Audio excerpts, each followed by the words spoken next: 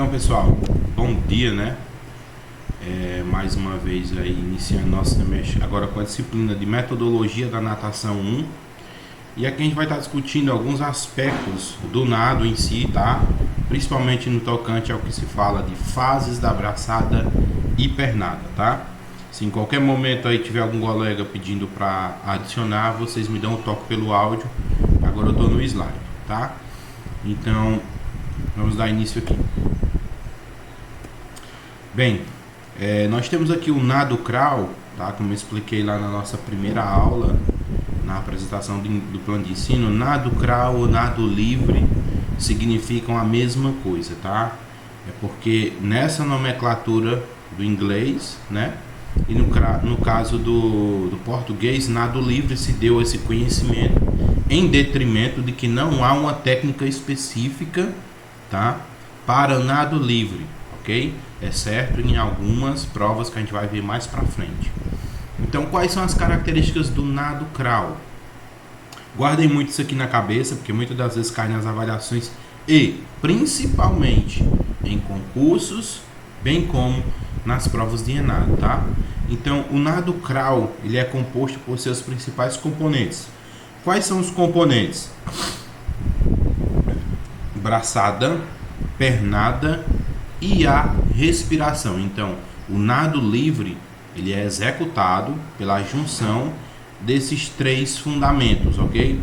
É claro que tem um pouco mais, que vocês vão ver muito mais na prática, a gente fala de flutuabilidade, deslize, mas são aspectos que compõem a metodologia de ensino do nado. Aqui no caso a gente está falando de fundamentos mesmo, os mais conhecidos, comumente conhecidos na literatura: braçada, pernada e a respiração, tudo bem? Então, o corpo, quando você está nadando, né, no nado livre, ele fica numa posição, que a posição do corpo consiste em um plano ventral. Para quem não pagou cinesiologia, ou quem pagou, ou quem não lembra, posição ventral é com o umbigo, a barriga voltada para o fundo da piscina. Então nós chamamos isso também de decúbito ventral. E horizontal na superfície da água com giros, rolamento, né? Então, de acordo com que você vai nadando, você vai fazendo pequenos rolamentos quando estiver fazendo a braçada e a pernada, de um lado para o outro em um ângulo de aproximadamente 30 a 45 graus. Então, essa daqui é uma das primeiras características do nosso nado livre ou crawl, né? Então, a braçada consiste na fase aquática e aérea. Lembrem-se, nós temos duas macro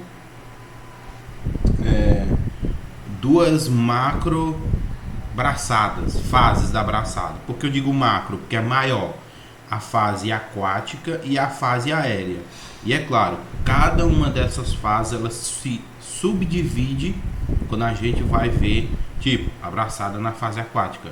Cada movimento que meu braço faz dentro da água, teoricamente, ela é uma subdivisão da minha fase.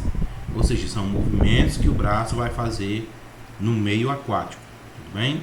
E a fase aérea, geralmente na literatura, também é conhecida como a fase de recuperação ou de relaxamento da braçada, tudo bem? Se estiver sendo claro, tiver ficado alguma dúvida, vocês podem me dar o toque aí que eu explico novamente. Então, nado crawl.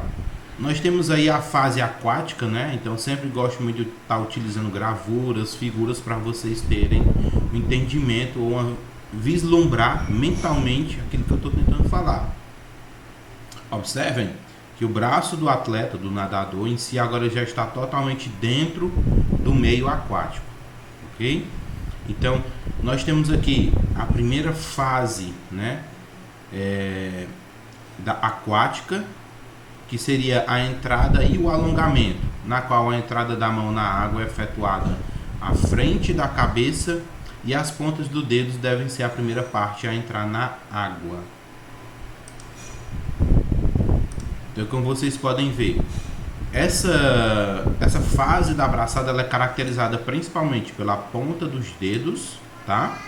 E pelo estendimento, o alongamento do meu braço dentro do meio aquático. Geralmente esse braço vai estar entrando bem aqui, na linha dos olhos, como se fosse um movimento de bater continência, entra, aí você vai fazer o alongamento, né, dentro da água. Então nós temos aqui a entrada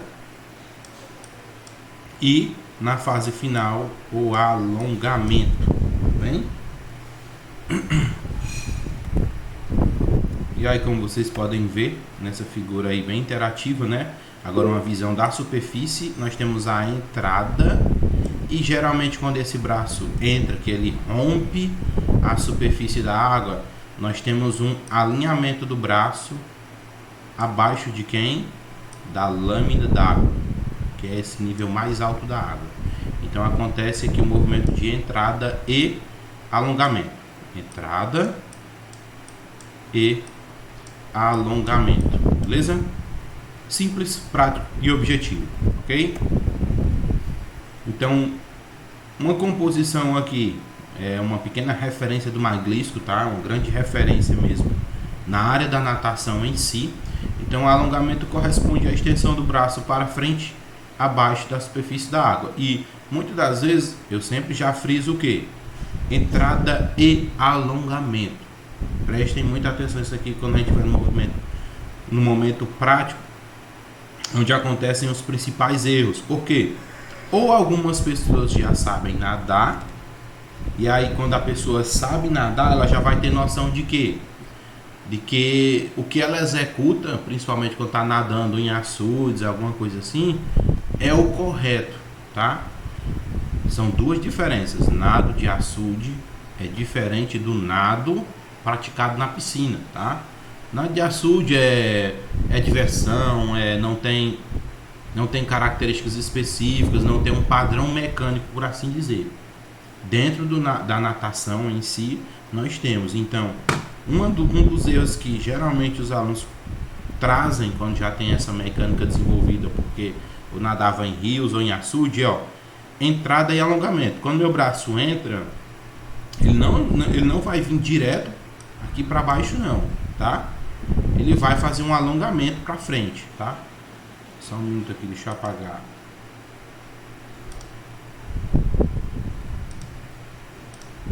Apagar aqui para vocês conseguirem visualizar com mais clareza, tá? Então, erros comuns que eu já começo a frisar desde a nossa parte teórica é quando o aluno faz a entrada, né? E já vai com o braço para baixo e já faz o movimento da braçada. Lembrem-se, quanto maior a amplitude, né, principalmente indivíduos que têm um braço maior, né, conseguem nadar com mais facilidade no intuito de desenvolver velocidade, tá? Não estou dizendo facilidade só de aprendizado, mas se você tem um braço, uma envergadura, que é o distanciamento da ponta dos dedos de uma mão à outra, com os braços abduzidos, se você tem uma envergadura grande, você tem que aproveitar essa amplitude de movimento ao máximo dentro da natação. Então, por que fazer essa braçada à frente da cabeça e já fazer a puxada, tá? Estão pedindo para eu aceitar no grupo, né? Só um minuto.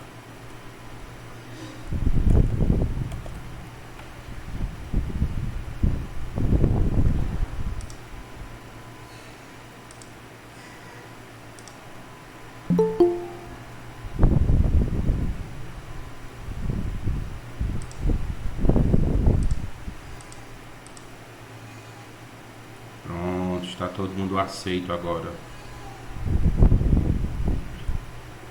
Beleza, pessoal. Tá, então, retornando aqui. Então, preste atenção. Entrada e alongamento. Faz a entrada no meio aquático, rompe a superfície da água e alonga o braço no máximo que você conseguir à frente, tá? Beleza? Então, esse é o nosso primeiro passo da fase aquática, que é a entrada e alongamento, a mecânica correta, os erros comuns que podem acontecer, já acabei de citar, ok? Então, obedecendo a essa instrução de execução desse fundamento, fica mais fácil você conseguir desenvolver o nado livre, tudo bem? Vamos lá. Então, fase aquática ainda é subdividida em varredura para baixo. Então, essa varredura para baixo, desculpa aqui. Então, essa varredura para baixo, né, corresponde aos movimentos para trás, para baixo e para dentro, a partir da posição de alongamento até o agarre. O agarre corresponde na flexão gradual do cotovelo, caracterizado quando o cotovelo se eleva acima da mão, tá? Até agora, nós não estamos entrando ainda no movimento de agarre, tá?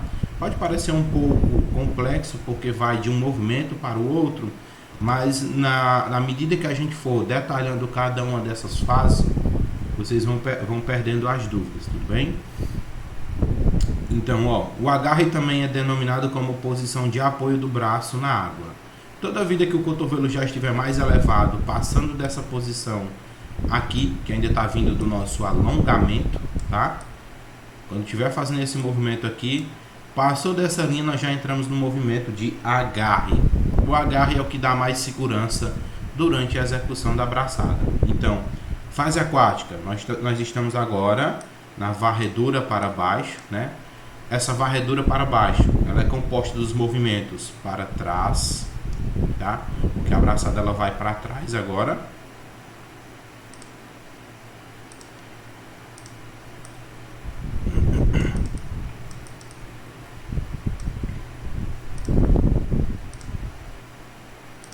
Então, porque a braçada agora ela vai para trás, como vocês podem ver lá na seta pretinha, mas acompanhando, para baixo, né?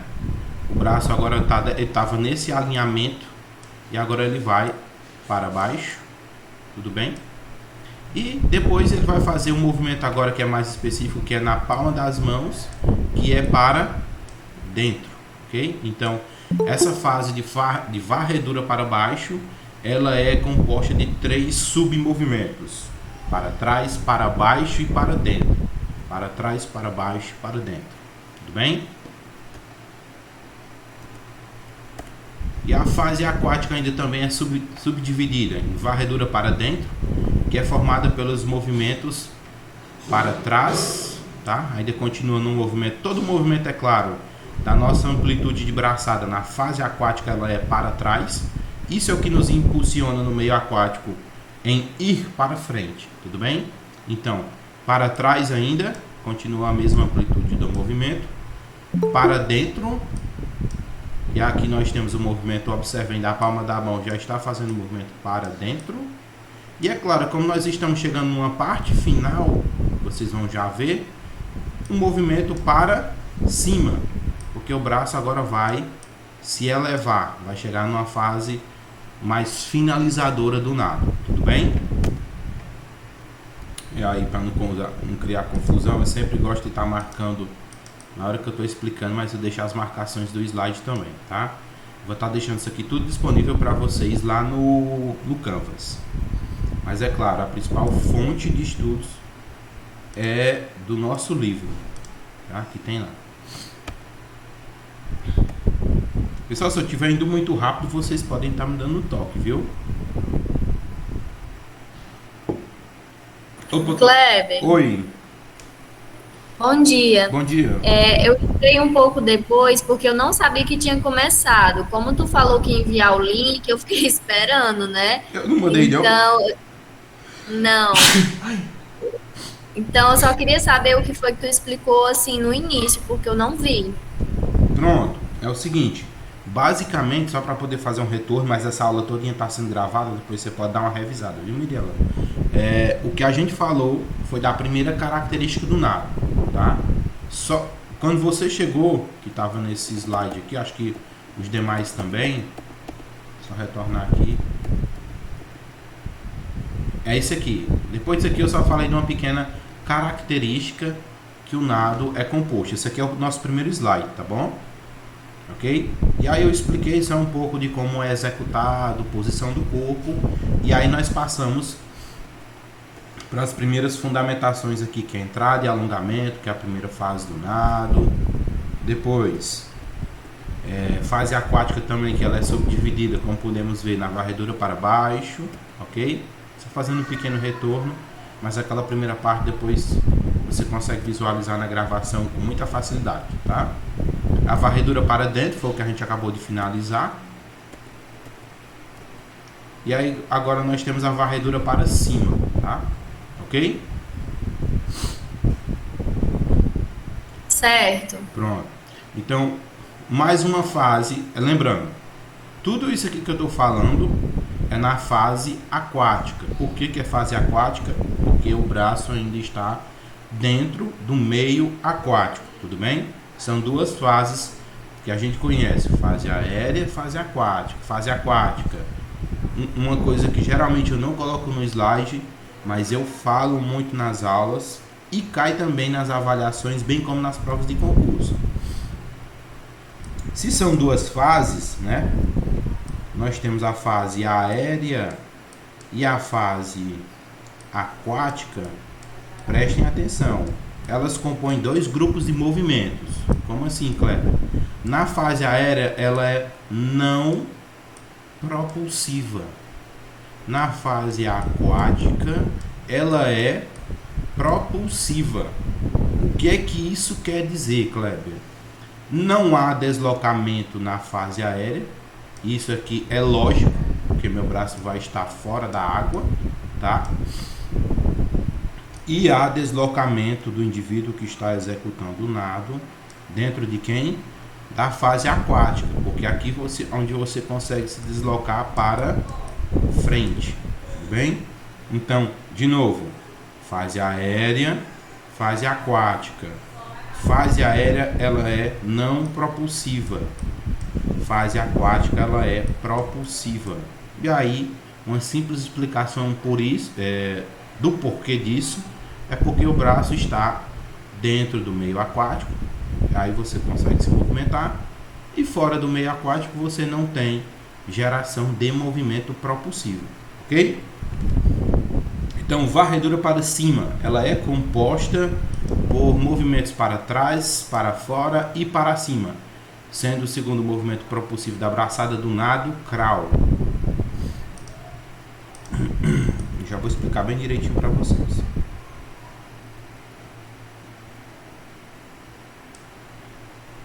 Então vamos lá, parte a parte. Na varredura para cima, que é composta por esse movimento ainda, lembrem-se, toda essa fase aquática, ela é sempre no movimento para trás, tá?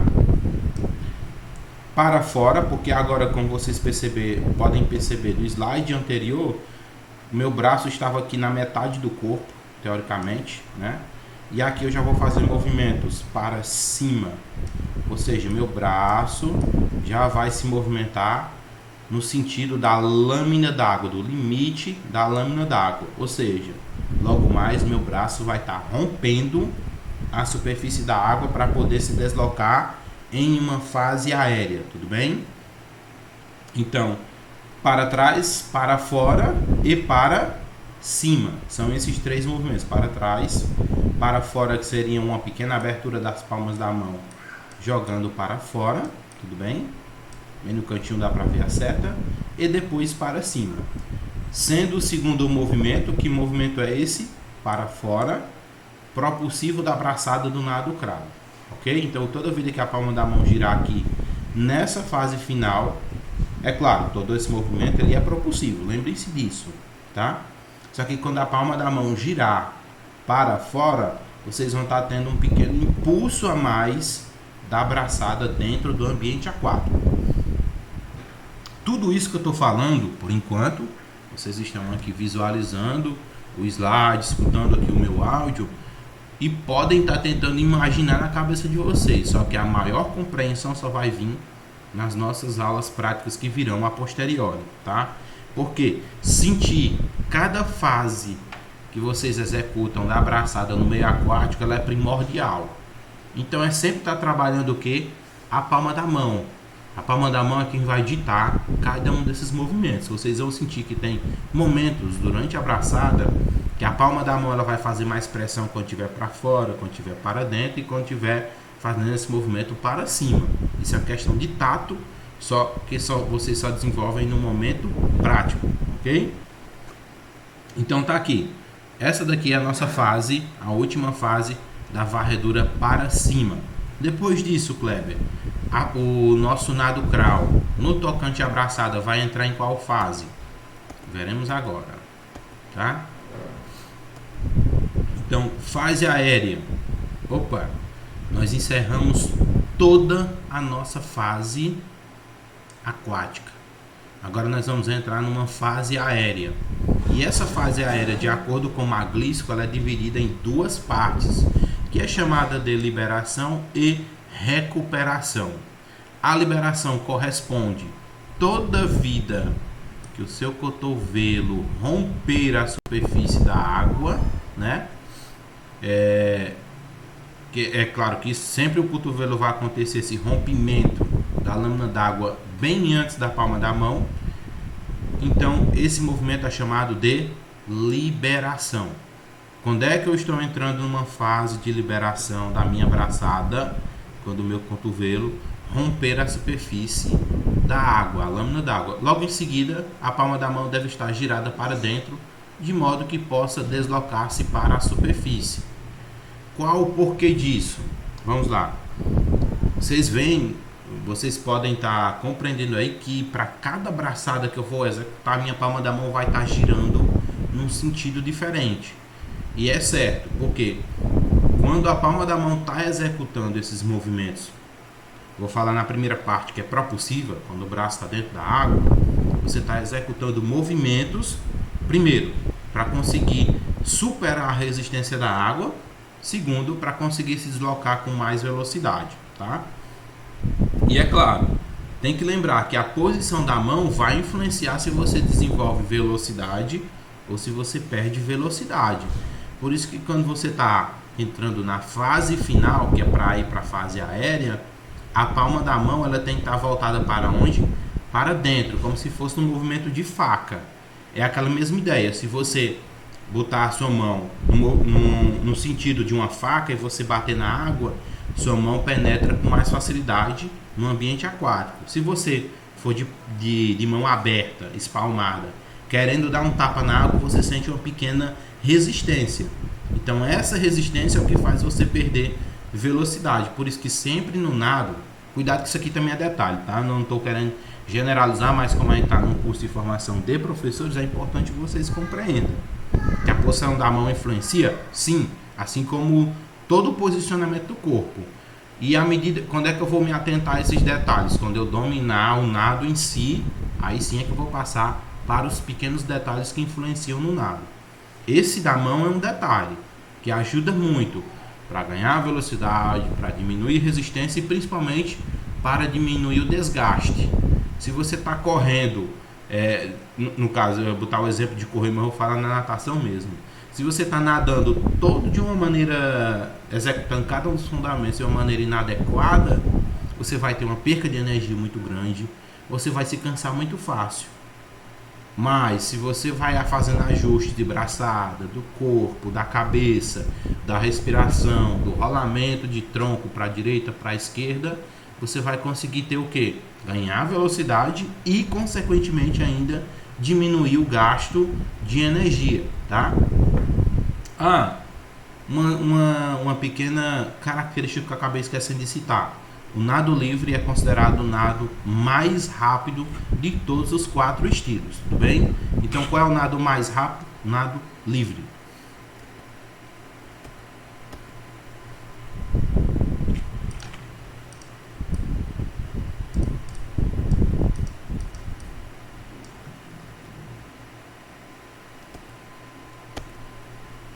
Vamos lá. Então, a fase aérea também é subdividida, como nós podemos ver, são 2 fases, a liberação e a recuperação. Tudo ainda de acordo com o Maglisco, tá?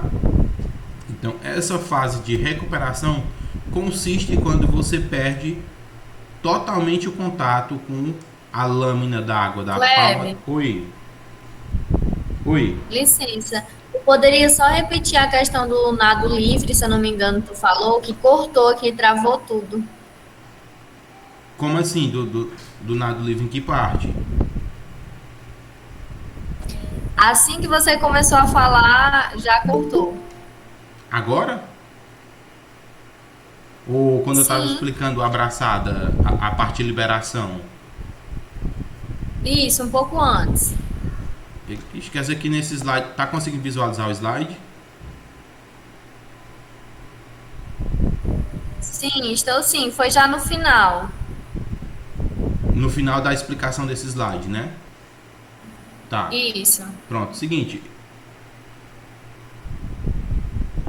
Especificamente, resumindo em poucas palavras, tá? Finalização da abraçada. Nós estamos finalizando a abraçada do nado livre, tá? Essa fase de finalização da abraçada, ela consiste de duas, tá? Que é você vai entrar numa fase aérea, que é a liberação e recuperação. A liberação consiste quando você já faz o rompimento da lâmina d'água, da superfície da água com o cotovelo, tá? E é claro, quando também a palma da mão volta-se no sentido do corpo, ou seja, a palma da mão para dentro. As outras explicações que eu falei é mais questão de desenvolvimento de nado. Quando o aluno aprende a nadar, aí você quer melhorar mais o desempenho dele no nado livre, você vai se atentar aos detalhes, que é a posição do corpo, posição da cabeça, dos dedos, palma da mão, cotovelo, que são aspectos que vão influenciar no desenvolvimento da velocidade, tá? Bem como a diminuição do gasto de energia, ok? Acho que foi basicamente isso que eu falei especificamente do nado quando estava na subdivisão. Se não tiver pegado a travada aqui, qualquer coisa no retorno da aula vocês conseguem entender com mais facilidade, tudo bem? Tá, vamos lá. Na fase aérea, consiste da recuperação, tá? Se tiver travando alguma coisa, vocês me falam por aí. Consiste quando você, observem agora, totalmente o meu braço não está mais em contato com a água. Houve, já saiu do rompimento do meu cotovelo e agora também a palma da mão já rompeu a superfície da água. Essa fase aqui, lembre-se, ela é conhecida também como não propulsiva, ok? Então, mantendo relaxado e em posição para a próxima entrada da mão. A partir daqui nós vamos gerar outro movimento que agora é jogar esse braço lá para frente para poder começar todo o ciclo de braçadas. Opa, Kleber, tu acabou de tocar numa coisa. Ciclo de braçada, o que é isso? O ciclo de braçadas consiste na execução da braçada do lado direito, esquerdo, bem como a respiração. Se eu fizer apenas só a braçada do lado direito, isso não é considerado um ciclo, ok? O ciclo tem que estar completo do lado direito e esquerdo. É claro que eu não toquei na pernada, mas também tem um número de pernadas executadas dentro desse ciclo, ok? Mas vamos lá. A recuperação consiste em direcionar o braço sobre a água após a liberação, mantendo relaxado em posição para a próxima entrada da mão. A recuperação realiza-se em ritmo único, sendo flexionado livremente na articulação do cotovelo, movendo-se suavemente sobre a água. Então, nesse movimento aqui, e aí sempre eu gosto de estar já na nossa aula teórica falando dos erros que podem acontecer, é o aluno não lembrar que essa fase ela é aérea, que ela é não propulsiva e você deve gastar o mínimo de energia possível. Então, o teu braço tem que ser jogado lá para frente de forma livre. Tem pessoa que fica contraindo demais o braço, tentando gastar energia aqui, sendo que esse movimento não serve para nada no sentido de propulsão, de desenvolvimento de velocidade, tá? Mas é importante porque você precisa jogar o braço à frente para começar um novo ciclo de braçadas, tudo bem? Encerramos aí a composição da nossa braçada, ok? Agora a gente vai adentrar um pouco agora a pernada. Então, a nossa pernada, a ação das pernas consiste na realização de movimentos para baixo e para cima alternadamente, ou seja, movimentos ascendentes e descendentes do membro inferior. A primeira começa durante a recuperação da outra com uma flexão do quadril, seguida pela extensão do joelho. A segunda deve ser movimentada para cima com a perna estendida através da extensão do quadril. Em resumo, é esse movimento aqui. Nós temos enquanto uma perna vai estar em cima, a outra vai estar embaixo. Aqui está um movimento ascendente, né? Que ela ascendeu, e esse outro está no movimento descendente. Esse movimento fica se alternando durante todo o nado. Você fica fazendo lá a execução da pernada de uma forma constante. No início, erros comuns. O aluno tende, como não ter essa técnica aprimorada, ou seja, automatizada, tende a parar de bater as pernas quando começa a fazer outro tipo de movimento. Tipo, vamos fazer aqui o deslocamento, faz a pernada. Ele se concentra, está fazendo a pernada. Vamos fazer agora a respiração. Quando ele começa a pensar na respiração, ele começa a parar de bater as pernas. Só em executar um movimento de elevação da cabeça para respirar. Imagina só quando ele está realizando a perna abraçada. Aí tem alunos que o erro mais comum quando começa a fazer a abraçada, não faz pernada nenhuma. Então isso aqui é um processo de automatização.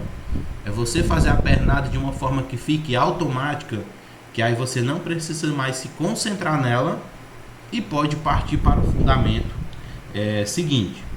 Dentro da natação nós temos várias pedagogias didáticas de ensino dos 4 estilos, tá? São várias as formas de ensinar os nados. As mais efetivas são as que geralmente giram em torno de jogos e brincadeiras, bem como também existe um momento de repetição, de execução de movimentos repetidos que geram essa automatização.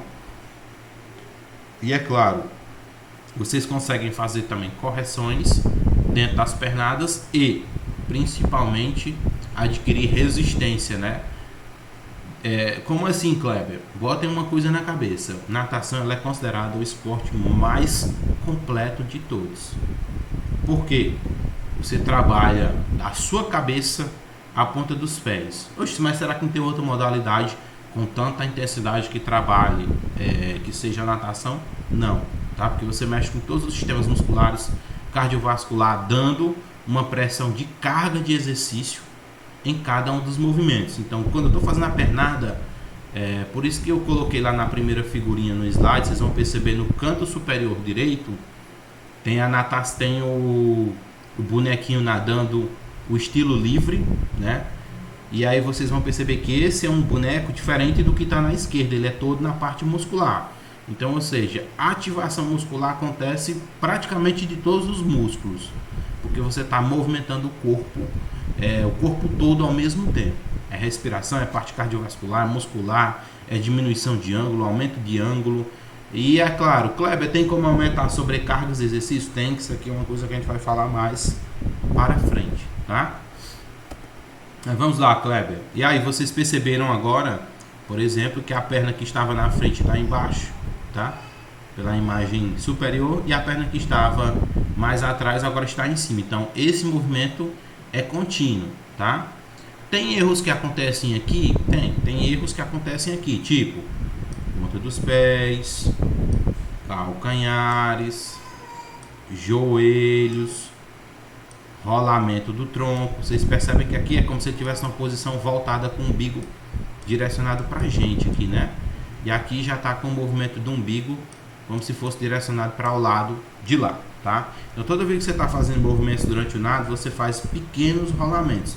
Não é uma coisa muito grotesca, mas acontecem esses rolamentos, primeiro, para não haver também lesão nas articulações, e segundo, para facilitar mais a execução dos movimentos, ok? Então, pernada consiste em que movimentos? Para cima e para baixo. Você pode descrever da mesma forma que eu. Movimentos ascendentes e descendentes da perna dentro do ambiente aquático, onde você vai estar movimentando todo o segmento do membro inferior, a partir do quadril até a ponta dos pés. E aqui vamos se atentar um pouco aos detalhes que eu falei. Erros comuns. Tem aluno que quando vai nadar, o nado livre, observem esse pequeno detalhe que eu coloquei aqui para vocês, é o tornozelo. É simples. Observem um pato nadando. O que é que faz o pato se locomover com mais facilidade? É simples, a pata dele, né, a patinha dele, a mão, o pé, sei lá como é que se poderia descrever de forma mais exata, ela tem uma amplitude bastante grande, ou seja, uma área de contato com o ambiente aquático. Quando ela impulsiona, faz o mesmo processo como se fosse um motor, impulsionando ela à frente. Quando a gente está executando a pernada do nado livre, eu vou falar especificamente do nado livre, algumas posições do pé e da perna, é claro, são bastante importantes. Tipo, nós temos aqui o que a gente chama de posição da bailarina. No nado crawl, você tem que ter essa articulação do tornozelo bastante flexível, ok? Porque quanto mais flexível, mais movimentos o seu remo, que é a sua perna, vai fazer e vai impulsionar você mais para frente. Ah, tá, Kleber, eu posso deixar o meu tornozelo flexível. Isso vai me ajudar bastante. Porém, tem pessoas que já deixam rígido demais.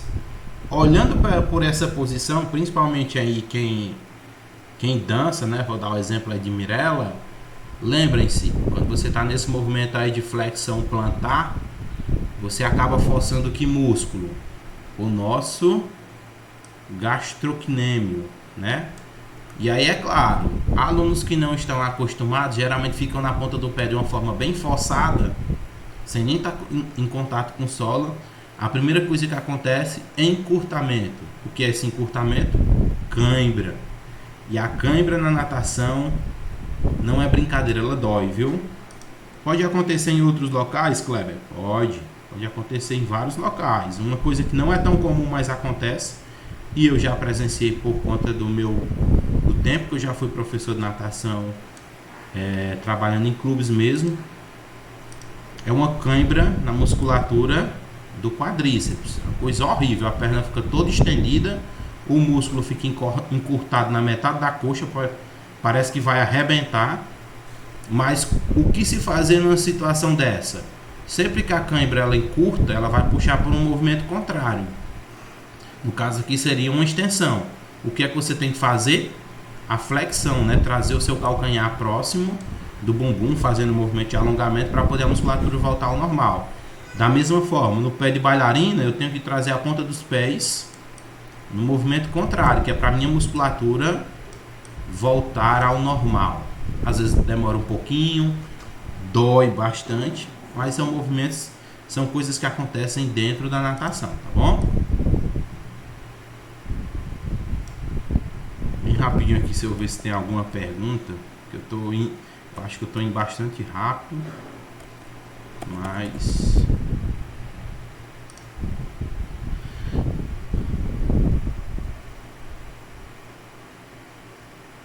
9h30.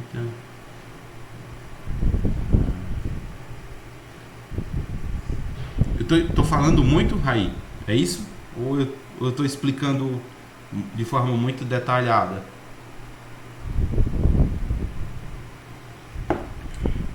Ou você quer que eu explique mais? Raí ainda tá por aí? Tá sim. Tô de olho aqui no chat. Pode falar sem problema, se tiver dúvidas, viu? É assim, na natação, eu sou bastante detalhista porque são detalhes que fazem a diferença, né?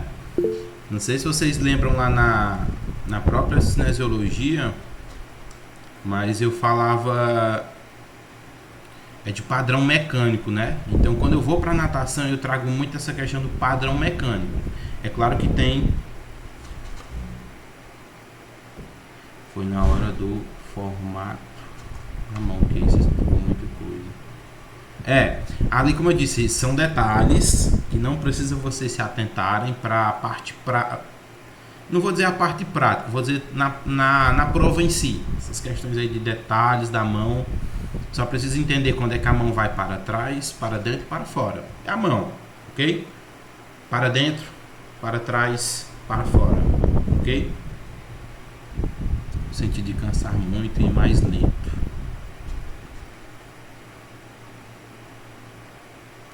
Então acho que eu expliquei muito rápido a questão da mão, é isso? Veja se eu estou entendendo, às vezes que na escrita, né? Tá me ouvindo? Pode falar, tô sim. Não, é que eu não sei nadar muito bem, tá entendendo? E aí eu tentando uma piscina, alguma coisa nesse sentido, aí Uhum. eu ia já de uma mão aberta, tá entendendo? Pra mim, quanto mais melhor. E aí, pelo que eu entendi, na hora da abraçada, alguma coisa assim, quanto menor for como é que é a região que você atingir, o formato, o lado que você você vai pegar uma velocidade maior, um pouquinho nesse sentido, tá entendendo? Exato. É E nesse aí sentido. eu. Pode continuar. Pode falar. Não, não, era só isso mesmo. É justamente isso. Por exemplo, teve uma imagem, eu não coloquei para vocês, mas em outra hora eu vou mostrar. Se você se perguntar, Kleber, o que é que influencia mais? A palma da mão dessa forma ou dessa forma? Aí você vai dizer, da segunda para a terceira quase que não tem mudança, né? Não sei se vocês estão conseguindo visualizar aí a câmera, mas nesse momento que eu estou falando para vocês, a mão, quando os seus dedos estão muito afastados, você acaba ficando sem um agarre. Agarre, o que é isso? Você vai sentir na prática, é quando você puxa a água. Se você puxar a água, se você for nesse chão de uma bacia e fizer essa puxada da mão com os dedos totalmente abertos, você vai sentir o quê? Que a água passa entre os seus dedos e você não consegue se deslocar com tanta facilidade para frente. Mas se você fecha totalmente, que faz aí o exemplo de um remo, né? Quem já andou de canoa, de barco, sabe o que é o remo, que é uma parte fechada que quando você faz a puxada, você acaba o que? Se deslocando com mais facilidade para frente. Só que atletas profissionais, eles não fazem nem assim e nem totalmente fechado. Na maioria das vezes eles têm uma pequena abdução, ok? Ou um afastamento dos meus dedos. O que é que acontece nesse movimento? Essa brecha que fica entre os meus dedos, por mais que seja uma pequena diferença, eu acabo ganhando uma amplitude maior de movimento, tá? Uma área de contato maior. Ah, Kleber, mas não tem uma pequena brecha entre os dedos? A água não vai passar por aqui? No momento da abraçada, como a pressão é grande, forma-se como se fosse uma guelra aquática, um fechamento, um vedamento pela pressão da água. E em vez de você estar com a mão dessa forma aqui, e você tiver dessa, percebam que há um aumento. Quanto maior a pá do remo, mais você se desloca com facilidade. Ah, Kleber, ainda não entendi. Não sei se eu estou velho demais, mas por exemplo, só digita no chat, sim ou não. Todo mundo aqui conhece Michael Phelps? Só digita sim ou não. Quem está na aula.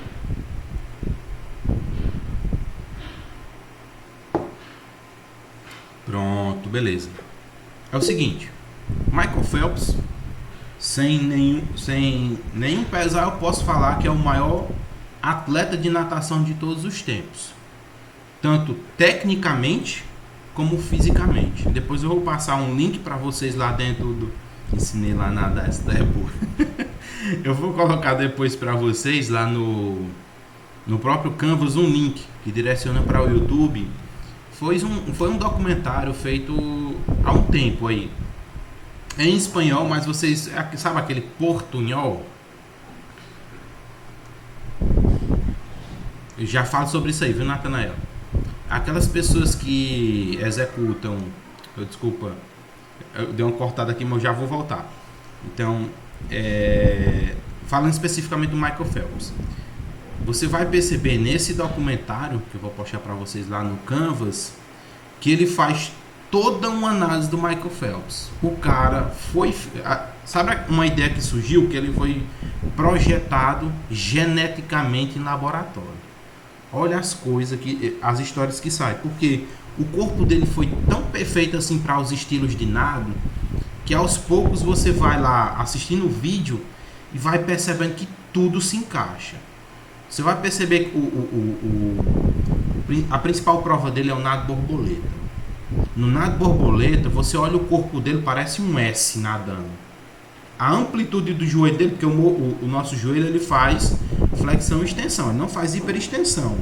Mas na impressão do nado do Michael Phelps, parece que ele faz uma hiperextensão. Então ele consegue uma maior amplitude de movimento quando vai fazer a golfinhada. Então o corpo dele parece tão bem desenhado para natação que no documentário eu vou passar para vocês assistirem. Na próxima aula a gente faz uma pequena discussão em cima disso, para vocês perceberem todos os aspectos que ele tem de diferente para cada um dos atletas. Vamos lá. Tudo isso aqui eu estou falando é dentro do nosso conteúdo de natação, ok? Vou falar aqui especificamente. Alguém aqui já ouviu falar dessa palavra arraste? O que é arraste? Vocês sabem o que é isso? Não é arrastar alguma coisa não, viu? Dentro da água, o arraste quer dizer o quê? Quanto mais áreas de contato do seu corpo, com o ambiente aquático, menor vai ser a velocidade. Para você ter uma ideia, os atletas de natação usam roupas extremamente coladas, de um material muito tecnológico e, além disso, a maioria deles se depila, porque os pelos atrapalham para você se deslocar no meio aquático. Ah, Kleber, diz uma coisa mais precisa. O atleta que está nadando, executando o nado, fazendo muita bolha, quer dizer que ele está tendo muito atrito com o ambiente aquático. Ok? Exato, muito bem. Questão de atrito. Então, quanto mais atrito dentro do ambiente aquático, menor é a sua velocidade. Porque você está lutando contra a resistência e não está conseguindo vencer corretamente essa resistência da água. No próprio documentário que eu falei para vocês do Michael Phelps, vocês percebem que ele nadando, ele produz, em cada braçada pernada, ele produz cerca de 60 a 70% menos bolhas do que os atletas adversários. Então, ou seja, o braço dele perfura a água com mais facilidade. O braço dele faz uma propulsão com muito mais qualidade, tá bom? Além disso, os demais atletas, nós temos o que a gente chama de lâmina d'água. Lâmina d'água é o limite da água, tá? Onde você consegue ver o espelho da água. Os atletas, quando estão nadando, geralmente eles nadam cerca de 30 centímetros, 40 centímetros abaixo dessa lâmina d'água, no momento da virada, que é quando você bate na parede e retorna para poder executar. No caso do Michael Phelps, em vez de ele ir no mesmo sentido, né, da piscina, quando ele faz a virada, ele vai para baixo, se coloca cerca de 2 metros abaixo da lâmina d'água, onde aqui é um espaço livre que a gente chama. Aqui não tem tanta resistência como aqui, porque todo mundo está nadando, está acontecendo marola, a água está balançando, consequentemente você vai perder velocidade. Ele faz a golfinhada para baixo e fica deslocando abaixo dos 2 metros da lâmina d'água, tá bom? Então isso daí funciona, possibilita um maior desenvolvimento da velocidade. Duas coisas importantes que apareceu aqui. Por exemplo, Nathanael me perguntou aqui: Kleber, as pessoas magras no nado livre conseguem a execução melhor do que as pessoas mais gordinhas? Vocês já passaram pela disciplina de cineantropometria. Quem não passou, essa daí eu vou dispensar, né? Nós temos que lembrar de 2 princípios aqui, são princípios hidrodinâmicos, tá bom? O primeiro deles que eu vou colocar é aquele princípio de Arquimedes. Quem lembra aí? Quem consegue ligar o áudio aí bem facinho e falar o que é o princípio de Arquimedes? Ninguém lembra? Eu tô achando que ninguém lembra. No princípio de Arquimedes, vamos lá, se eu perguntasse aqui para vocês, o que é que pesa mais? 1 quilo de gordura ou 1 quilo de massa muscular? Acho que essa minha frase aqui pode ser que alguém já tenha lembrado. Pronto, o Juan está dizendo que pesa mais 1 quilo de músculo. E aí, todo mundo concorda com ele?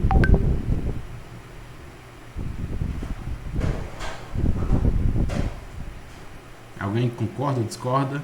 Repete. O que é que pesa mais? 1 quilo de massa muscular ou 1 quilo de gordura? Olha a confusão. Densidades diferentes, tá? Em tese, os dois têm a mesma densidade. Não. Os dois têm o mesmo peso. Vamos lá, pegadinha. O que pesa mais? 1 quilo de gordura, 1 quilo de gordura ou 1 quilo de massa muscular? Falei sim, eu falei 2 vezes o quilo, viu? O que pesa mais? 1 quilo de gordura ou 1 quilo de massa muscular?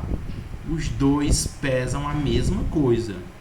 Agora, se eu reformulasse a pergunta, qual dessas pesagens possui um maior volume? O que é que vocês me diriam? a gordura ela tem um maior volume. O peso é o mesmo, é 1 kg e 1 kg. Se você botar 1 kg de um lado da balança e 1 kg do outro, a balança vai ficar o quê? Equilibrada. Agora, se a pergunta for a respeito de volume, que é ocupação de espaço, a gordura ela possui uma densidade, justamente, Juan. Então, a gordura ela possui uma densidade menor do que a massa muscular. Por isso que 1 kg de massa muscular vai ser uma coisa mais compacta, tá? Um exemplo, poderia ser um celular, tá? 1 kg de massa muscular. Ah, mas se for a gordura, observa o tamanho da garrafa. Ocupa mais espaço? Sim. Então é isso. A gordura, ela como possui uma densidade menor do que a massa muscular, vai fazer com que você faça o quê? Flutue com mais facilidade.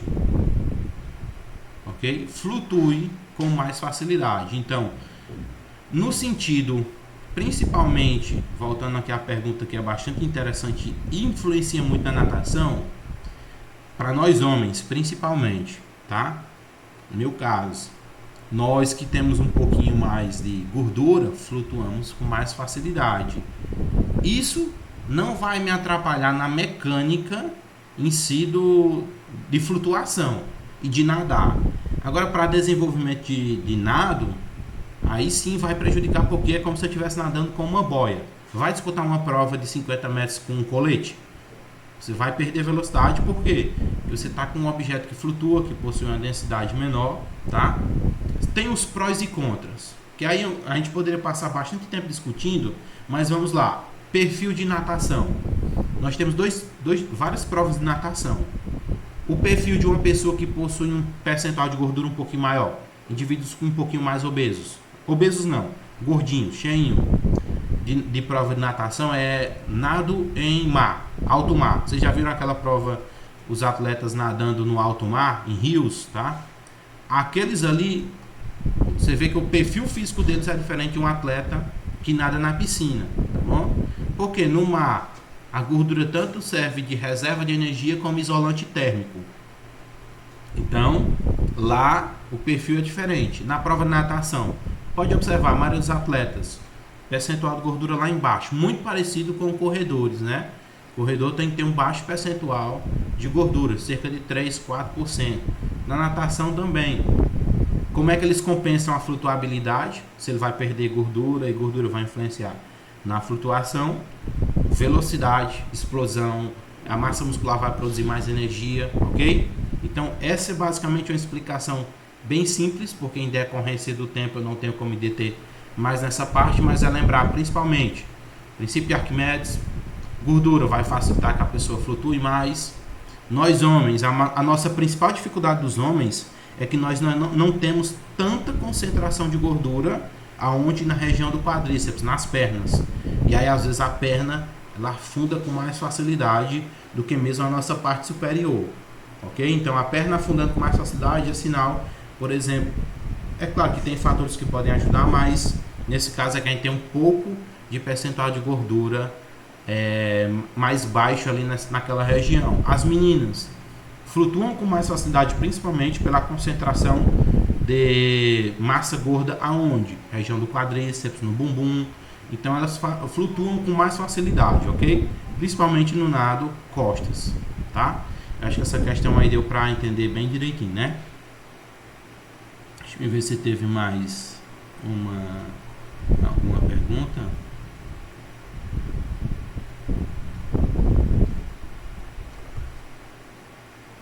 Acho que não, né? Então acho que vocês conseguiram entender, né, pessoal? Vou retornar aqui para o nosso slide para a gente finalizar. Então tá aqui o movimento das pernas, né? Como vocês puderam ver, movimentos ascendentes, descendentes, e é contínuo. Durante a natação esse movimento no nado livre ele é contínuo, não tem parada. O ritmo de pernada refere-se ao número de pernas por ciclo de braços, tá? Essa é uma informação que eu coloco, mas eu posso dizer para vocês que, por exemplo, contar o número de pernadas ele não é um processo efetivo no processo de ensino-aprendizagem. Faz tantas pernadas, por quê?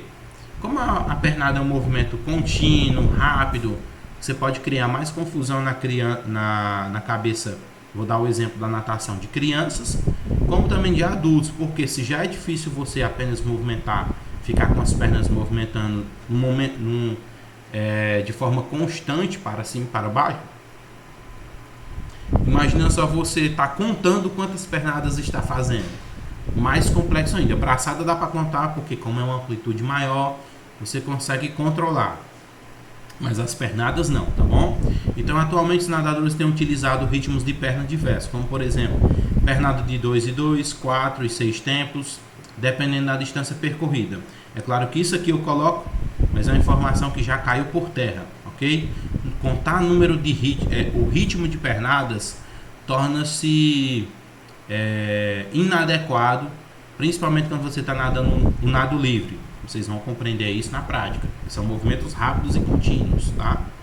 Além disso, talentosos nadadores podem utilizar vários ritmos de pernadas. Então, tá aqui o adendo que eu coloquei. Então, é claro, nós temos que falar duas formas: natação de iniciação e a natação de alto rendimento. Não confundam. O alto rendimento tem os caras que inventam a própria técnica de braçada. Tipo, nós falamos todo de um processo aqui das braçadas. E tem atletas que fazem uma braçada reta e conseguem ter mais efetividade do que fazendo toda aquela braçada que a gente já falou, tá? E aí, é claro, nós temos coordenação por oposição. O que é oposição? Quando a perna está em cima, a outra está embaixo. Quando um braço está atrás, o outro está à frente. Coordenação por deslizamento, que é quando eu faço aquele deslize inicial da minha borda. E a coordenação por sobreposição, que é quando eu estou executando um movimento por cima do outro, braçada, pernada e respiração. E aí alguns movimentos vão ficando automatizados e eu vou conseguir sobrepor um movimento sobre o outro, tá? Em relação à coordenação entre braços e a respiração, quando eu faço essa coordenação de meu braço, perna com respiração, é importante aprender a respirar corretamente. Opa, desculpa que eu estava só caçando a setinha.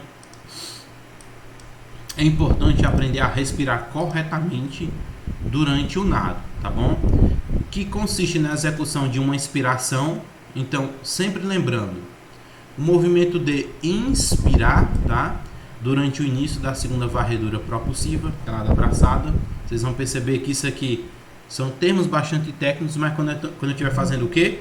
A primeira puxada, aí eu viro minha cabeça de lado e respiro. Primeiro movimento propulsivo da varredura, até o segundo. Seguido do retorno da face do atleta na água. Antes da segunda fase de recuperação, já a expiração deve ser efetuada durante a parte restante do ciclo da braçada. Inspiração, coleta de oxigênio. Expiração, você vai emitir o gás carbônico produzido, né, depois da queima do oxigênio. Quando eu expiro, eu sempre tenho que puxar, coletar esse oxigênio pelo maior orifício. E aí a pergunta bem simples: eu vou puxar o ar pela boca ou pelo nariz? Pela boca, tá? Quando você voltar a sua face, o rosto para a água, tá? Você vai estar olhando para o fundo da piscina durante o movimento de braçada ou pernada. Você vai fazer uma expiração. A expiração em si deve ser executada pelo nariz, tá? Por que, Kleber? Porque pelo maior orifício se coleta oxigênio, pelo menor orifício você pega e expele os gases produzidos pela queima do oxigênio, tá? Se você soltar pela boca, consequentemente, como é um maior orifício, você vai soltar tudo de uma vez e você vai precisar respirar novamente, ou seja, voltar a cabeça para a superfície para coletar oxigênio. Vai perder tempo, perder velocidade, vai aumentar a resistência do nado, tá? São questões técnicas que eu falo para não passar batido, mas enfim, você vai precisar respirar mais vezes durante o nado. Kleber, existem tipos de respiração? Sim. Na natação nós temos esses dois tipos aqui, ok? Unilateral é quando você, teoricamente, respira somente para um lado. Geralmente quando você para o seu lado dominante. Se eu sou destro, direito, eu vou estar respirando com mais facilidade para o lado direito. Se eu sou canhoto, eu vou respirar com mais facilidade para o lado esquerdo. A opção fica de cada um, tá? Quando a gente está executando os nados e quando vocês forem ensinar, deixa o aluno desenvolver a respiração que é mais cômoda para ele, tá?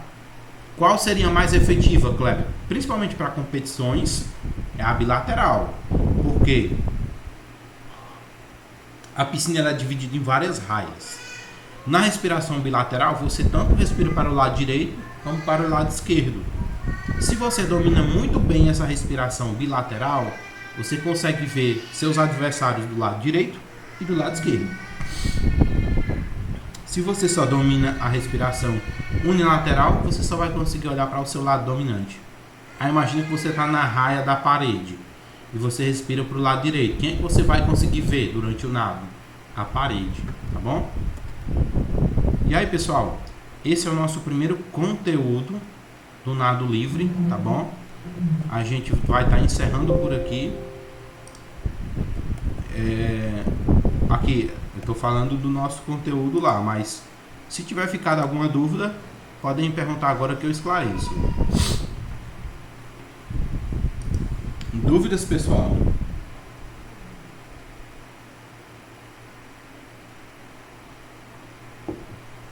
A maior dúvida, Kleber, eu quero fazer a parte prática. Acho que todo mundo queria dizer isso aí. Só sobre a aula prática. E eu já imaginava.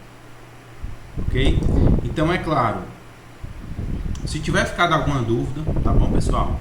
Anotem essas dúvidas, que aí na nossa próxima aula eu vou estar esclarecendo para vocês, ok? E aí, é claro, revisem depois, vou estar subindo hoje essa aula, deixando lá disponível. E de tarde eu vou estar lançando já o primeiro teste para vocês fazerem, tá bom?